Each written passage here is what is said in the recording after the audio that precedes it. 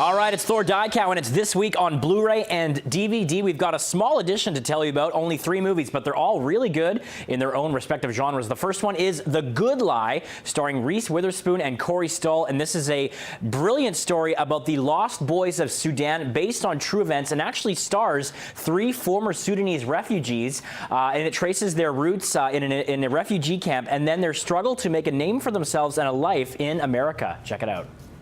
You have a very beautiful village. Thank you. It was my father's. Your father was a chief? Yeah, I guess some people would have called him that. My father was a chief too. May we visit with your cow? Be my guest. Are there any dangerous animals of which we should be warned? Such as? Lions. No, there's no lions here. You're safe.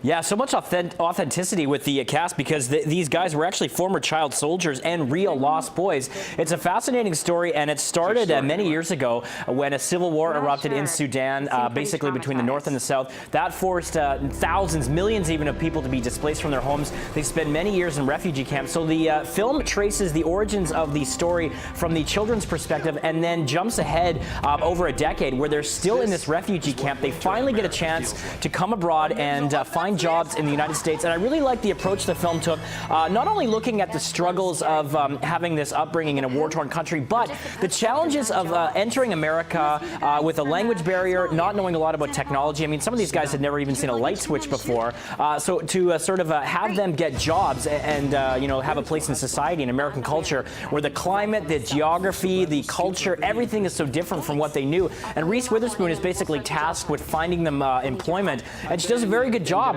in the role. It does have a little bit of that Hallmark Hollywood gloss treatment to it, but it will tug at the heartstrings. A very endearing film and very touching as the 3 boys find a way to try and reunite with their sister because they get separated once they reach the States. A very good film and grounded nicely by some authenticity, as I say, and a good performance from Reese Witherspoon, who's just having a great year also with Wild out now.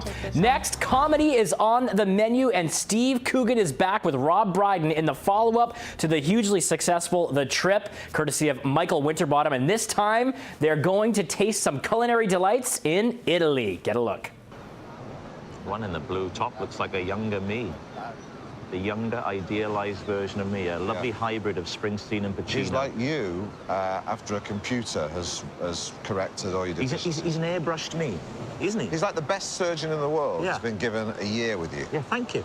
Thank you. Man, I can watch these guys for hours, and The Trip to Italy really just expands on the repertoire of jokes that they bring, and there's a great running gag with Alanis Morissette involved in the soundtrack while they're driving. Coogan and Brydon play off each other so well. They have this kind of like almost rivalry with the 2 characters that they bring to this one, and this one, the roles changed a little bit from the first one. That's all I will say about the story without giving too much away, but there's always a little bit of pathos with the comedy here. There's great scenes of food, so you get the culinary sort of aspect of the film that makes it so sensuous, and the timing and the delivery and the stuff they talk about, a lot of it improv, is so funny, and Winterbottom does a great job of elegantly capturing their conversations and their sort of journey across Italy. Beautiful backdrops with the seaside towns and all the rich history that they got from visiting that country, and chock full of wonderful food once again. And I like the stories where they went this time because they essentially were updating the characters, and I like that they cared so much about who they're portraying in these movies that they wanted to change them and sort of update the characters to reflect sort of a real world. And the way the film ends, I really enjoyed what it did with the 2 characters. So The Trip to Italy does not disappoint. I wouldn't say it's necessarily funnier than the first one. It's different. It's probably right at the same level, though, as these 2 trade barbs and jokes at such an astonishing pace. It's always fun to watch and thoroughly entertaining. The Trip to Italy. Get it now. Finally, Pride. This is a wonderful film from Britain, and it's also nominated for a Golden Globe Award, and it's based on a true story of a group of LGBT activists who stood shoulder to shoulder with a struggling mining community in their battle for jobs and survival. Take a look. No, it's not enough to always be defending. Sometimes you have to attack to push forward. And that's exactly what we're going to do. When we get back to London, and you have my word on this, we are going to do something so spectacular. It'll be so incredible, so effective that the National Coal Board, I promise you this, will come crawling on their hands and knees.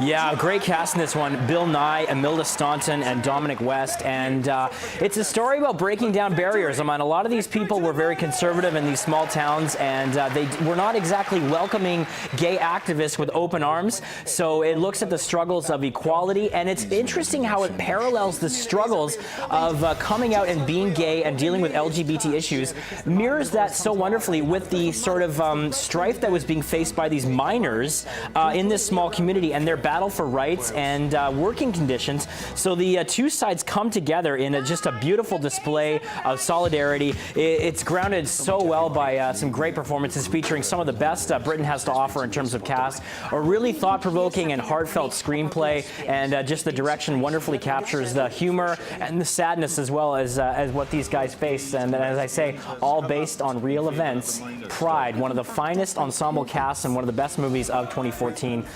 Do not miss this one. It is a rare gem. That's it. A good week for movies, people. I'm Thor Dykow, bringing you all the info each and every week. It's this week on Blu-ray and DVD concluding for the Christmas season. We'll see you next time on breakfasttelevision.ca.